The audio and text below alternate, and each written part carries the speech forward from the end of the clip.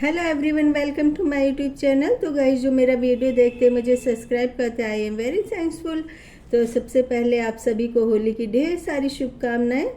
तो गाइस, कल होलिका दहन पर्व है और कल दिन में सभी सुहागिन महिलाएं पूजन करती हैं। और पूजन सामग्री में सबसे पहले लोटे में थोड़ा चावल और चीनी डाल करके रखते हैं और फिर छोटे उपलों की माला, फूलों की माला और सफ़ेद मजबूत वाला धागा और रोली और कुछ फल फूल पूजा की थाली में रखते हैं। और इसमें विशेष प्रसाद पूड़े होते हैं जो कि गुड़ और गेहूं के आटे से बनाए जाते हैं और ये पूड़े पूजन में भोग में लगाए जाते हैं। और साथ में कुछ 5 या 10 के कॉइन का दान अवश्य करें।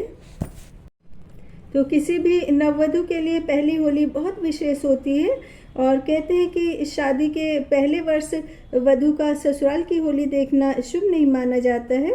इसलिए जब भी पहली होली होती है तो नववधु अपने मायके में आ जाती है और होलिका दहन वाले स्थल पर विवाहित महिलाएं धागे को लकड़ी के एक छोर पर बांध करके 7 बार उसी स्थान पर आकर के परिक्रमा समाप्त करती हैं और साथ ही लोटे का जल भी थोड़ा थोड़ा पूजा स्थल पर अर्पित करती हैं और उसके बाद पूड़े और फल फूल अर्पित करके अपने परिवार की सुख समृद्धि के लिए कामना करती हैं। होलिका पूजन का थोड़ा सा जल बचा करके घर ले आए और उसको घर के मुख्य द्वार पर दोनों कोनों में डाल दें। और आपके घर में जितने भी मुख्य द्वार हैं उन पर ये जल का छिड़काव जरूर करें, क्योंकि इससे जो भी घर में नेगेटिव एनर्जी आई हुई होती है वो ख़त्म हो जाती है। तो होलिका दहन की कथा इस प्रकार से है। प्राचीन काल में हिरण्यकश्यप भगवान विष्णु से शत्रुता रखता था और वह अपनी शक्ति पर बहुत घमंड करता था और खुद को भगवान मानने लगा था।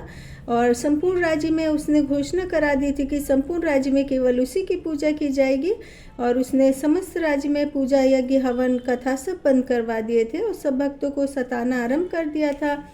एवं हिरण्यकश्यप का पुत्र प्रहलाद भगवान विष्णु का परम भक्त था और हिरण्यकश्यप के कठोर दंड देने पर भी उसने विष्णु जी की भक्ति नहीं छोड़ी। और हिरण्यकश्यप ने अपने पुत्र प्रहलाद को कई बार मारने की भी कोशिश की, परंतु भगवान स्वयं किसी न किसी रूप में प्रकट होकर उसको बचा लेते थे।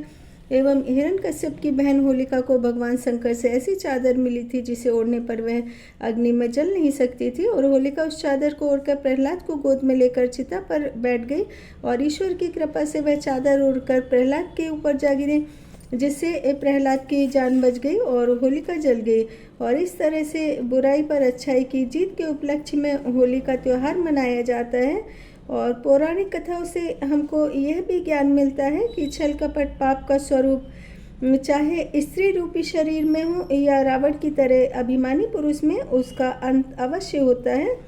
और मेरे मायके में जबलपुर में होलिका दहन के लिए होलिका की मिट्टी की मूर्ति रखी जाती है और उनकी गोद में प्रहलाद जी को रखा जाता है और साथ ही होलिका के मुंह को लाल कपड़े से ढक दिया जाता है। तो 14 तारीख को होली है और होली वाले दिन ही चंद्र ग्रहण भी पड़ रहा है। वैसे तो अक्सर जब भी चंद्र ग्रहण पड़ता है तो वह होलिका दहन वाले दिन पड़ता है, लेकिन इस बार होली वाले दिन यह ग्रहण पड़ रहा है तो इसका प्रभाव सिर्फ दूसरे देशों में पड़ेगा। तो भारतीयों को कुछ सावधानियां रखने की फिर भी ज़रूरत है कि भारतीय समय के अनुसार ग्रहण का आरंभ दिन में 10:29 पर होगा एवं मोक्ष दिन में 2:18 पर होगा।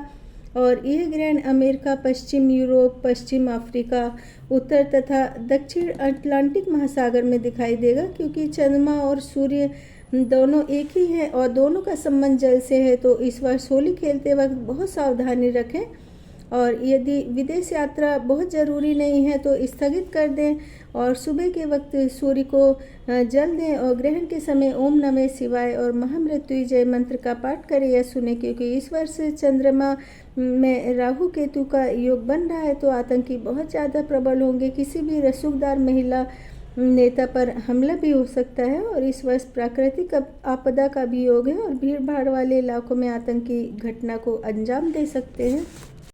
तो होली का पर्व बसंत ऋतु में मनाया जाने वाला एक महत्वपूर्ण त्यौहार है जो कि फाल्गुन मास में मनाया जाता है।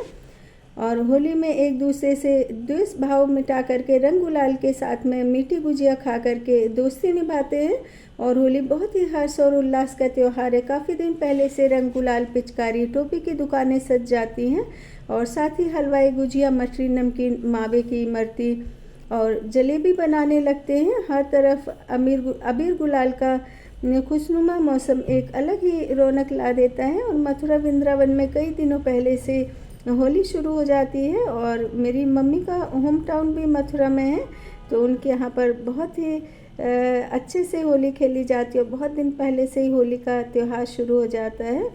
और मेरी मम्मी राधा कृष्ण के भजन बहुत ज़्यादा गाती थी, तो उनका एक भजन मुझे अभी भी याद है, राधे तेरे चरणों की, श्यामा तेरे चरणों की, ब्रज धूल जो मिल जाए।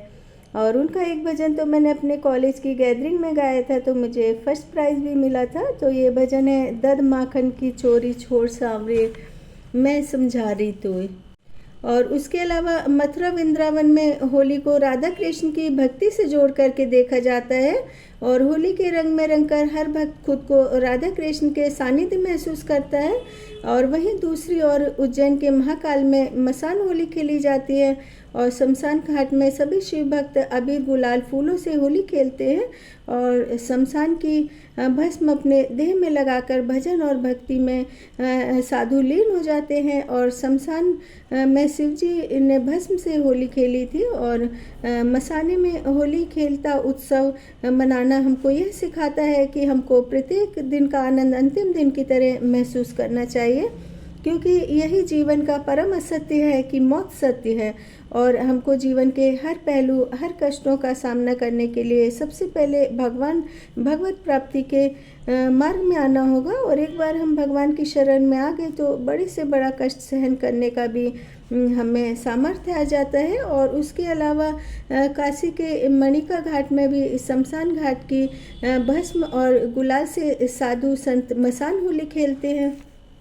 मथुरा में कई दिन पहले से मंदिरों में होली के लिए प्राकृतिक फूलों से रंग बनाया जाने लगता है और यह रंग प्राकृतिक भी होता है और पर्यावरण को क्षति भी नहीं पहुंचाता है। और टेसू के फूलों को बड़ी बड़ी टब में पानी में पकाया जाता है और ये फूल बहुत ही खूबसूरत रंग छोड़ते हैं। और जब मैं 6-7 क्लास में थी तो हमारे घर के पास भी ढेर सारे पलाश के फूलों के पेड़ थे और जब भी हम स्कूल से आते थे होली के समय तो बहुत सारे फूल लेकर के आ जाते थे और उनको टब में भिगो करके फिर ना उनका कलर बनाते थे। और वैसे पलाश के फूल खुद में ढेर सारे दुख विरह, जागती उम्मीद और अनंतकालीन इंतजार को समेट करके रखते हैं। और फाल्गुन के महीने में पलाश का पेड़ फूलों से ढक जाता है और ज़मीन पर मखमली चादर की तरह पलाश के फूल अपनी अनुपम छटा बिखेरते हैं। और कवि की कविता में प्रेयसी कहती है कि हम सावन के बिछड़े कभी मिल तो ना सकेंगे, मगर हाथ में पलाश के फूल लेकर तुम आंखें मूंद लेना तो मैं समझूंगी कि मेरे इंतज़ार के पल खत्म हुए। और फाल्गुन ढेर सारी खुशियाँ और उम्मीदें लाएगा, लेकिन मेरी मुट्ठी पलाश के फूल की खुशियों से भरी होगी। तो होली में हमको प्राकृतिक रंगों के साथ खेलना चाहिए और साथ ही द्वेष भाव को मिटा करके एक दूसरे के साथ में मित्रता का भाव रखना चाहिए। और इसके साथ ही आप सभी को होली की ढेर सारी शुभकामनाएं।